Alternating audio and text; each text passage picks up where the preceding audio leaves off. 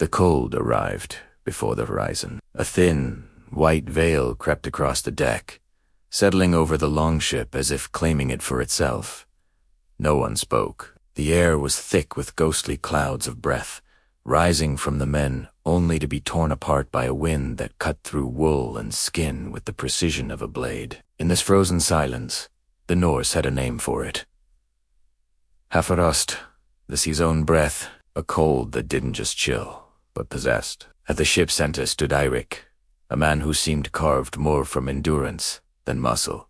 His beard was stiff with ice, each strand a memory of waves that had crashed against him through the night. He scanned the dark waters, not with fear but with a quiet calculation, as if measuring what the world intended to take from them next. Across from him sat Gerond Younger, his shoulders still learning the weight of leadership. His eyes were sharp but restless, flicking between the distant line of the coast and the frost creeping toward his boots.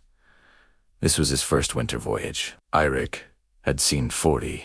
Their shared silence wasn't hostility, but a fragile thread binding to men on a voyage that demanded more strength than either would ever show out loud. The conflict between them needed no words. Eirik trusted the sea more than he trusted youth. Gerond trusted the gods more than he trusted the sea, and somewhere between those beliefs lay a truth neither wanted to face. A ship without warmth was a grave waiting for its lid. The longship groaned as another wave struck its flank. Frost glittered across the planks like thin shards of glass. The men shifted, their movements slow, almost ritualistic, as if conserving every last shred of heat their bodies still held. Eirik moved first, a simple step but deliberate, heavy, filled with the weight of 100 winter crossings. His voice, when it came, was low and steady, meant not to command, but to anchor. Row. A single word. But it was the only warmth they could claim. The oars dipped into the black water, surrendering to fate, only to rise again in defiance. The rhythmic thud of wood against water became the ship's heartbeat. It was all they had left. Gerond followed the command without hesitation, though a flicker of doubt crossed his face. He understood that movement meant survival, but also exhaustion. Already, the frost bit at his fingers, turning them stiff as antler. He was learning, painfully, that warmth at sea wasn't a luxury. It was a task. The other men rowed in quiet unity, knowing that to Stafo was to surrender to a cold merciless enough to swallow legends. Their muscles burned, not with strength, but with fading resistance. Yet that struggle created something, the faintest heat rising from their bodies, mixing with the icy air, forming a living fog that hovered like a fragile spirit above them. But the cold pressed harder. Gerond's gaze drifted to the bow, where the carved dragon's head seemed to shiver under its coat of frost. He imagined it alive, its breath frozen before leaving its throat, a beast condemned to silence. The image unsettled him, stirring a deeper question he dared not voice. How had the old sailors survived this? How had men crossed seas of death without fire to guide them? Eirik seemed to read his expression without looking. "The sea teaches," he muttered, almost too soft to hear. It wasn't encouragement. It was a warning wrapped in wisdom. The sea did not reward strength, only endurance. Hours passed. The horizon brightened, but offered no warmth. Thin sunlight glimmered across the waves, cold as hammered iron. The men rowed, their faces stiffening, their hands cracked and raw. A layer of ice formed at the edges of their cloaks, turning them into statues fighting to stay human. Gerond felt the cold reaching inside him, creeping past fur, past wool, brushing against the bone as if searching for a place to settle. Fear was quiet here, almost polite, arriving not with panic, but with a slow surrender. He looked to Eirik, needing something he didn't know how to ask for. Eirik answered in the only way he could. He moved to Gerond's side, placing a hand on the younger man's shoulder. His grip felt like stone warmed by memory rather than heat. "You keep moving," he said, "or the cold takes more than flesh." That was the truth of it. The sea didn't simply numb the body, it unmade a man from the inside out. A wave struck the hull harder than before, sending a spray of icy water across the deck. The shock tore a gasp from the men closest to it. Frost formed instantly on their cloaks. "Gerond," shivered violently. For a moment, he saw an image from stories told beside warm hearths. Men frozen upright, found by the spring thaw, their faces twisted into masks of a final breath. He shut his eyes until the vision dissolved. When he opened them again, he caught sight of something at the bottom of the hull steam. Faint and wavering, it rose from between the planks, like a ghost. Thin, but unmistakable. It was warmth, not imagined. Rhea and Lyric saw it too. Their eyes met, not in fear, but in sudden comprehension. There was heat on the ship, not fire, not flame, but something hidden, buried beneath the deck, kept alive through a craft older than memory. Something the sea could not extinguish, and the cold could not steal. The men didn't speak. They didn't need to. A flicker of hope, small as a glowing coal, passed quietly among them. The ship had warmth after all, secret, deliberate, and waiting to be understood.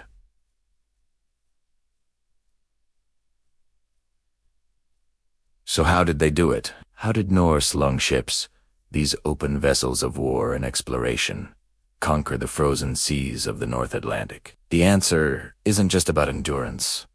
It's about ingenuity. One of the most fascinating theories, and one that aligns with archaeological finds, involves sauna stones. These were special, heat-retentive rocks, likely soapstone or similar metamorphic types, that could be heated in a fire on land before the voyage began. Imagine this. Before setting sail, the crew would build a massive bonfire on the shore. Within it, they would place dozens of these carefully selected stones. For hours, the stones would absorb the intense heat, glowing red-hot. Just before departure, using tongs, they would be carefully transferred into an insulated, fireproof box in the ship's hold-a-chest lined with sand, clay, or more stone to prevent the hull from catching fire. This chest would become the ship's silent, hidden heart. It wouldn't produce a roaring fire, which would be incredibly dangerous on a wooden ship. Instead, it would radiate a steady, consistent warmth from below deck. This low-grade heat would slowly rise through the floorboards, preventing the buildup of deadly ice, keeping the planks from becoming impossibly slick, and offering the crew a source of life-sustaining warmth. It wasn't enough for comfort, but it was enough for survival. The steam Joranso was likely moisture in the bilge water, being gently heated by the stones beneath the deck. This method was brilliant in its simplicity. It was smokeless, preventing the crew from being suffocated and keeping their position hidden from enemies. It was flameless, drastically reducing the risk of a catastrophic fire at sea. And it was properly heated and insulated. These stones could radiate heat for days, becoming the difference between a crew that reached its destination and one that was found frozen at the oars. This wasn't just a physical advantage. It was a psychological one. Knowing that a source of warmth existed, even if it was just a faint heat rising from the floor, would have been a massive morale booster. It transformed the ship from a floating coffin into a sanctuary. However, this ingenious system of stored heat may also explain how Vikings could care for their livestock during long voyages. They often transported animals like sheep, goats, or even horses. In the bitter cold of the North Atlantic, these animals would have frozen without some source of warmth. The gentle, radiant heat from the sauna stones in the hold would have been just enough to keep them alive. So, as our longship presses deeper into the frozen horizon, the haunting question, what did the Vikings carry beneath their feet, finds its answer. It wasn't magic, and it wasn't just divine favor. It was a masterful piece of engineering born from a deep understanding of their environment. They carried a piece of the hearth with them, a captured fire, a silent, glowing heart that allowed them to survive a sea that swallowed heat itself. The answer waited in the dark, humming softly, a testament to the incredible resilience and forgotten technologies of the Norse seafarers.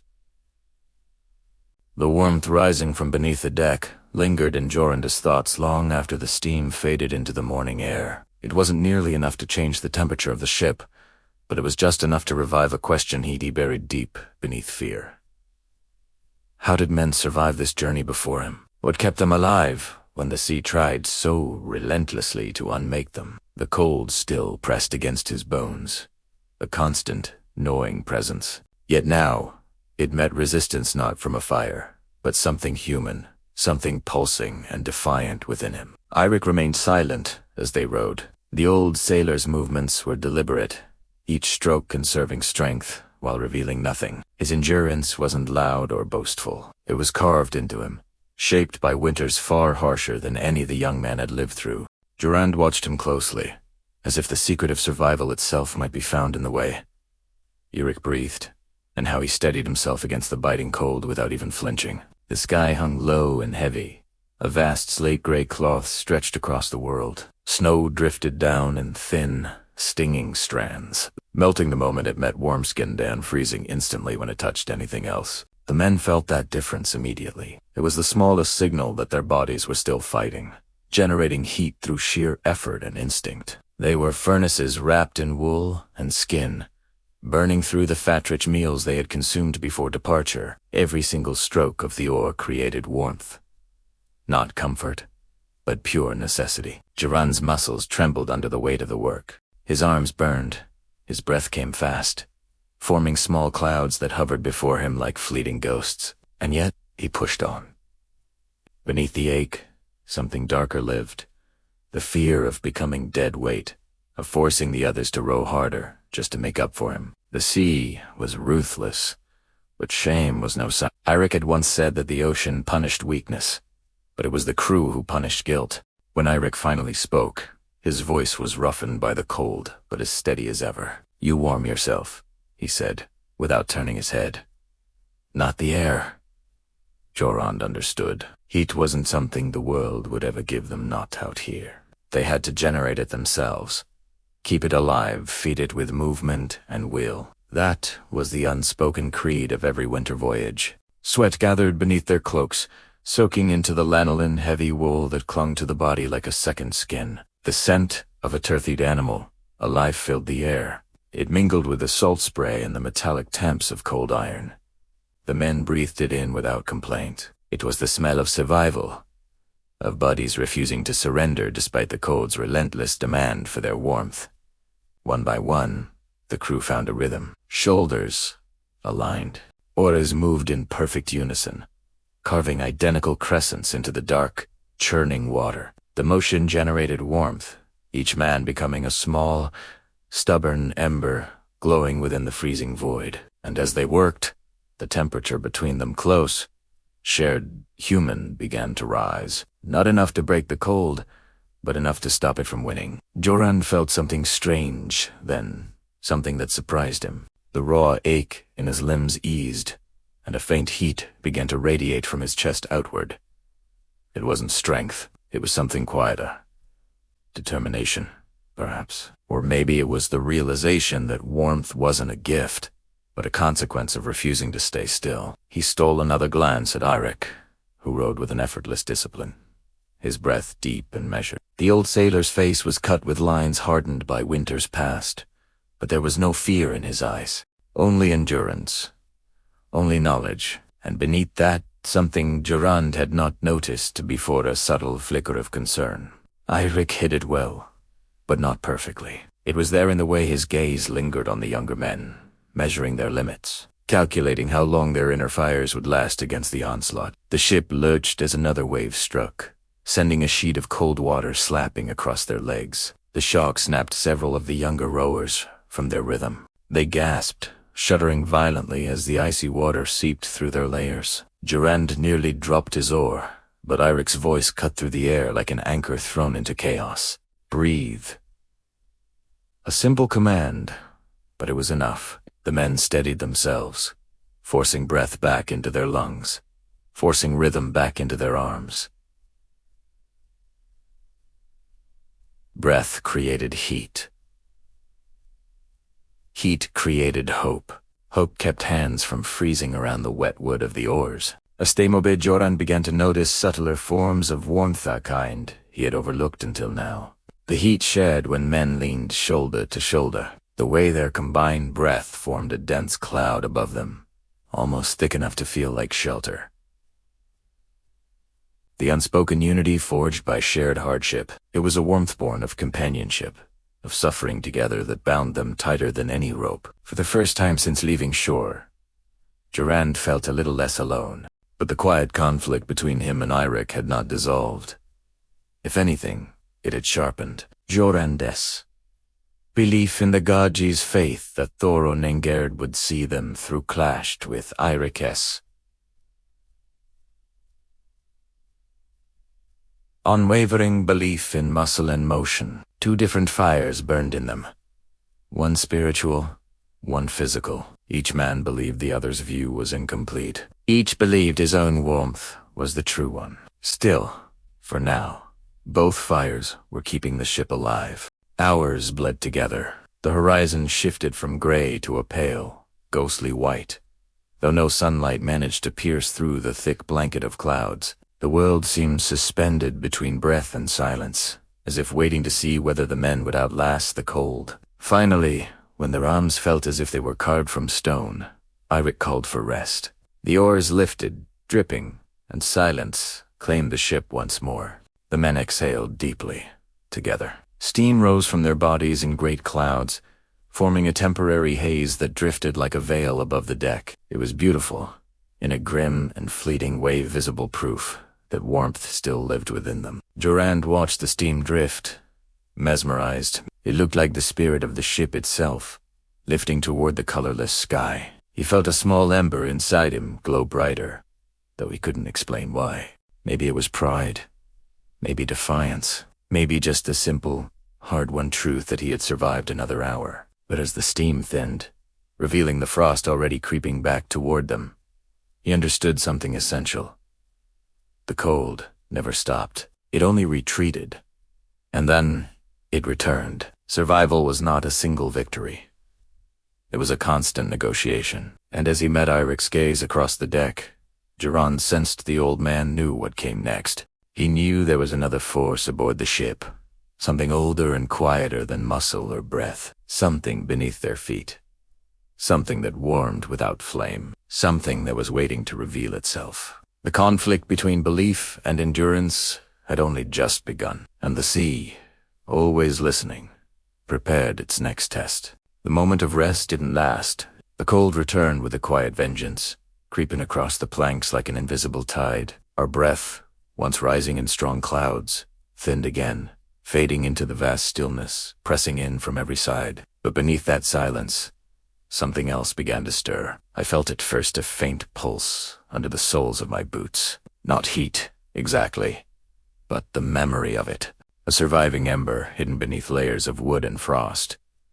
The sensation puzzled me. I glanced at Eirik, hoping for an explanation, but the old sailor's expression was unreadable, carved in the same cold stone as the sea around us. The men shifted, muttering under their breaths. Exhaustion had carved deep lines into their faces, but one thing held them upright.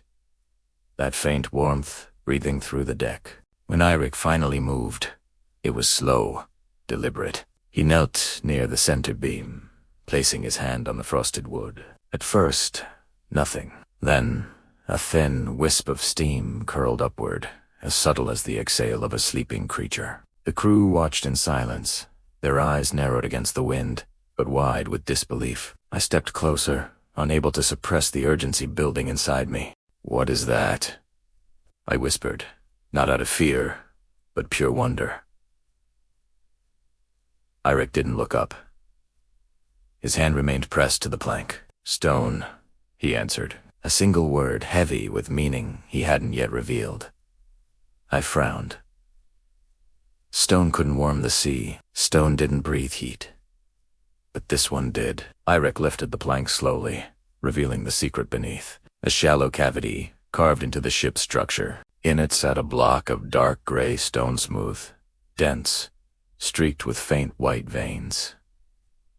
It didn't glow. It didn't radiate light, yet warmth clung to it like a faint heartbeat, a steady pulse that spread through the wooden frame. Soapstone.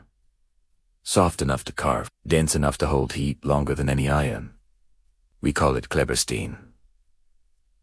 The stone that remembers fire. They had heated it before we left, shore-berated within the hull like a captured tuna, and now it was giving back what it had stored, releasing it slowly, patiently, through the bitter hours of the open sea.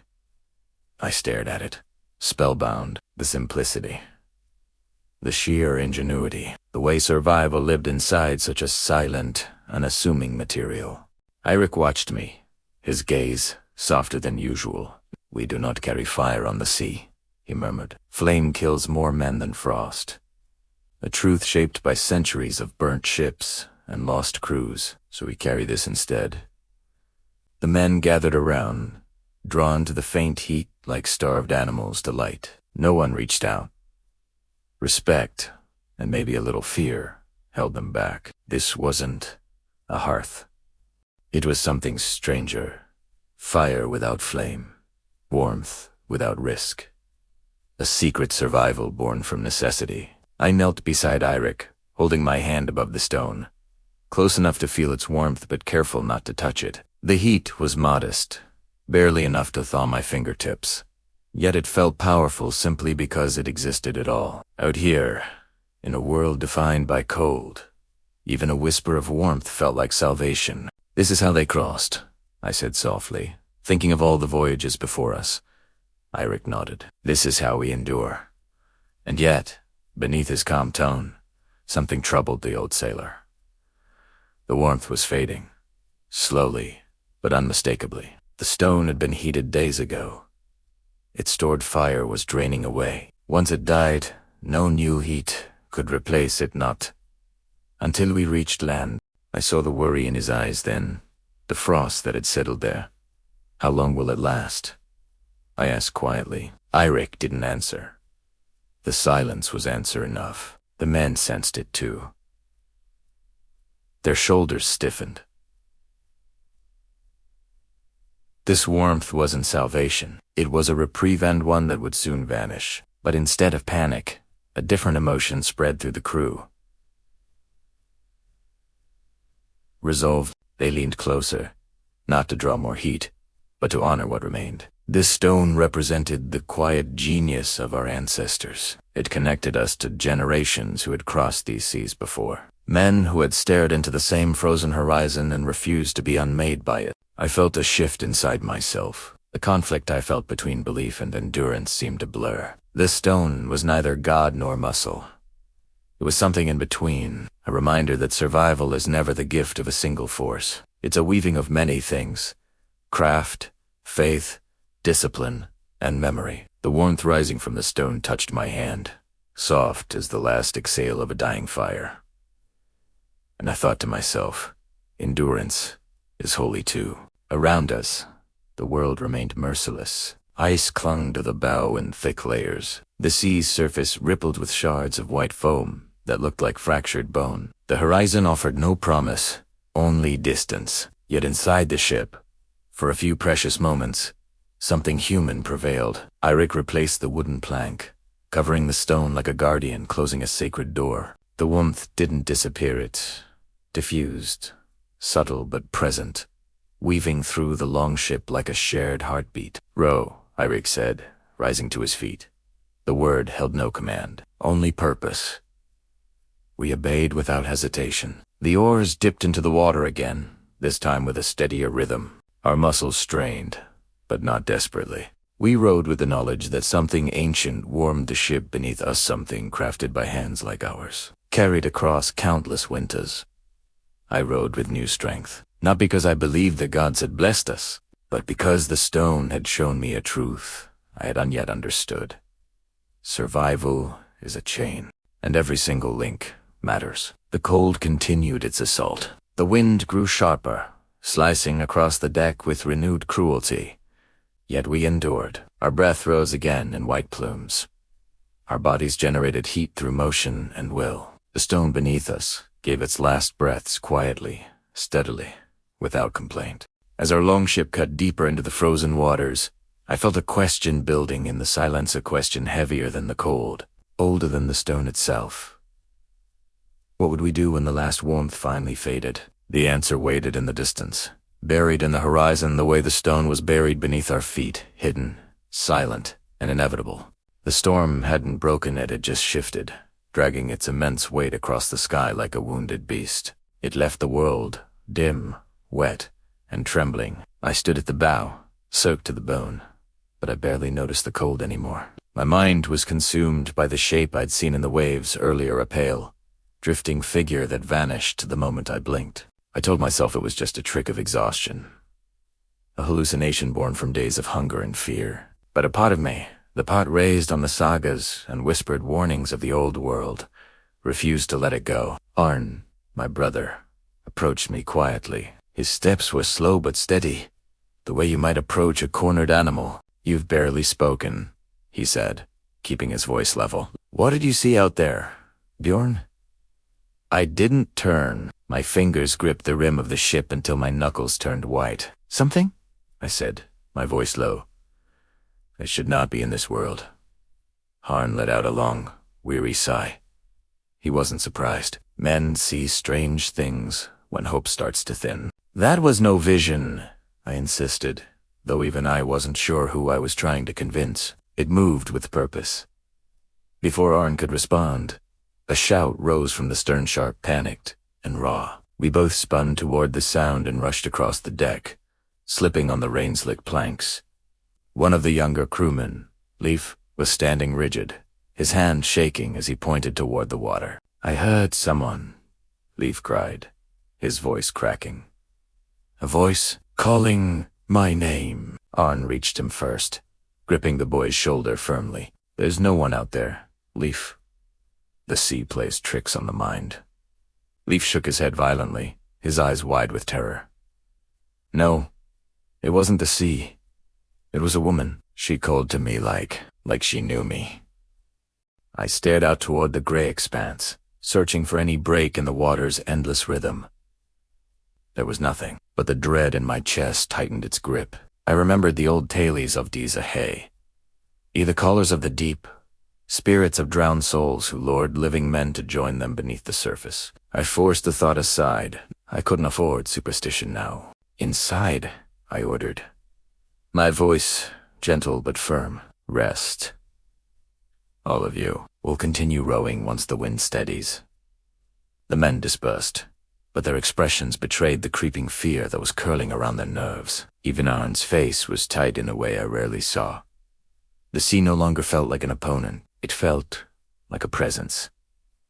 When the deck quieted, Arn turned to me. "Tell me the truth," he said, his voice low. "Did you see the same thing Leif heard? Primera Isita. Dead." The truth sat heavy on my tongue, but honesty between us had always been the one thing we carried from childhood. "I saw a shape," I said finally. "It followed us." "Could be driftwood," Arn replied, but there was no conviction in his words. I lifted my gaze to the thick, sagging clouds above us. No driftwood keeps pace with a ship through a storm. Arn swallowed, then reached into his tunic. He pulled out his runestone, a smooth, dark stone carved with a protection rune our mother had given us before she passed. "Hold it," he said, offering it to me. "I didn't take it. I don't need it." "Mother loved you more," I said quietly. "If her rune has any strength, it belongs with you." Arn snorted, a brief flicker of humor cutting the tension. "She loved whoever annoyed her less, which was never you." For a moment, the cold receded, but it pressed in again just as quickly. I finally reached out and closed my hand around the stone. It was warm not from Arn's hand, but from something else, something alive within it. I closed my fingers tighter, trying to ground myself. Without warning, the ship lurched not forward, but sideways, as if a massive wave had struck from underground. My brother and I stumbled, catching our balance. A deep, grinding sound rose from beneath the hull, vibrating through the planks like a warning growl. "What was that?" Arn whispered. I didn't answer. My breath caught as I leaned over the side. Something brushed against the wood-a-pail, slender form slipping away before I could fully see it. Not a log, not a fish. Something closer to a body, but larger. Much larger. Arn leaned beside me, his eyes narrowing in the gloom. "Bjorn, tell me you imagined." "Bat." "I don't know," I murmured, my voice barely a whisper. "I truly don't." Before either of us could say more, another sound rose from the depths. A hollow knock from under the ship. Thin, Another. The taps were slow, deliberate, spaced with an eerie intention, as if something beneath us was feeling along the hull. Arn stepped back, his face pale. No animal does that. My heartbeat thundered in my chest, but I kept my voice calm. Then it's not an animal. Another knock echoed through the wood. Then, silence. For a long, agonizing moment, we stood together, frozen but alert, waiting for whatever would follow. But nothing came. The sea returned to its sluggish rhythm, as though it was mocking the fear it had just stirred within us. I lifted my eyes to the horizon. The storm might have moved on, but something else had taken its place in. Unseen watcher, patient and deliberate. Arn finally spoke, his voice a low murmur. "We need to warn the others." I shook my head. "Not yet. If we speak too soon, panic will spread. Men drown faster in fear than in water." Arn frowned. "Then what do?